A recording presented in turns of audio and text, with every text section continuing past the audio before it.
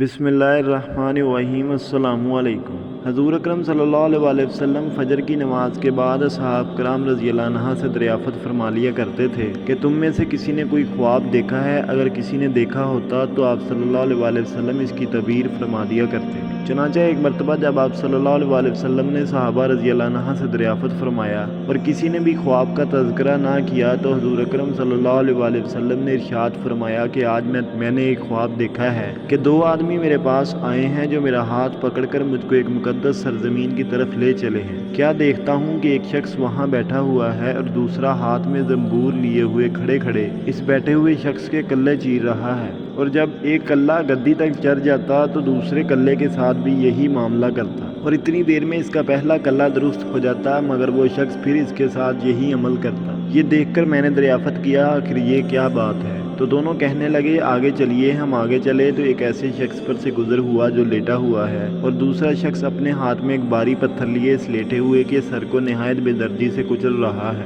چنانچہ جب وہ شخص اس کے سر پر زور سے پتھر مارتا تو پتھر لڑک کر دور جا پڑتا، اور وہ شخص ابھی اس پتھر کو لانے بھی نہیں پاتا کہ اس کا سر پھر درست ہو جاتا، اور پھر وہ اسی طرح اس کا سر پھوڑتا۔ یہ ماجرا دیکھ کر میں نے دریافت کیا کہ یہ کیا قصہ ہے، تو دونوں کہنے لگے آگے چلیے۔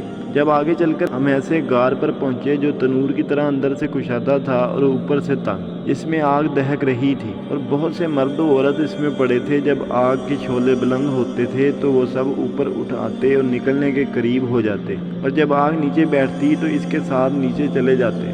یہ دیکھ کر میں نے معلوم کیا کہ یہ کیا معاملہ ہے، تو وہ دونوں کہنے لگے آگے چلیے۔ آگے چل کر ہم نے دیکھا کہ ایک خون کی نہر میں ایک شخص کھڑا ہے اور دوسرا شخص نہر کے کنارے پر کھڑا ہے جس کے سامنے بہت سے پتھر پڑے ہیں۔ جس وقت اندر والا شخص نہر کے کنارے کی طرف آتا اور نکلنا چاہتا تو کنارے والا شخص زور سے اس کے منہ پر پتھر مارتا کہ وہ پھر اسی جگہ پہنچ جاتا، پھر نکلنا چاہتا تو پھر مار کر اس کو اسی جگہ پہنچا دیا جاتا۔ اس حال کو بھی میں نے معلوم کرنا چاہا تو وہ دونوں کہنے لگے کہ آگے چلیے۔ آگے چل کر ہم ایک ایسے سرسبز و شاداب باغ میں پہنچے جس میں ایک بڑے درخت کے نیچے ایک بوڑھا آدمی اور بہت سے بچے بیٹھے ہیں۔ اس درخت کے قریب ایک اور شخص بیٹھا ہوا ہے جس کے سامنے آگ جل رہی ہے جس کو وہ دونک رہا ہے۔ پھر وہ دونوں مجھ کو اس درخت پر چڑھا لے گئے جس کے درمیان میں ایک خوبصورت مکان تھا۔ وہ دونوں مجھے اس مکان میں لے گئے۔ اتنا عمدہ مکان میں نے کبھی نہیں دیکھا تھا، جس میں بہت سے بوڑھے جوان اور بچے موجود تھے۔ پھر باہر لا کر اس سے بھی اوپر لے گئے جہاں پہلے گھر سے بھی زیادہ عمدہ مکان تھا جس میں صرف بوڑھے اور جوان تھے۔ اب میں نے ان دونوں شخصوں سے کہا کہ تمام رات تم مجھے لیے پھرے ہو، آخر ان اسرار کی حقیقت سے بھی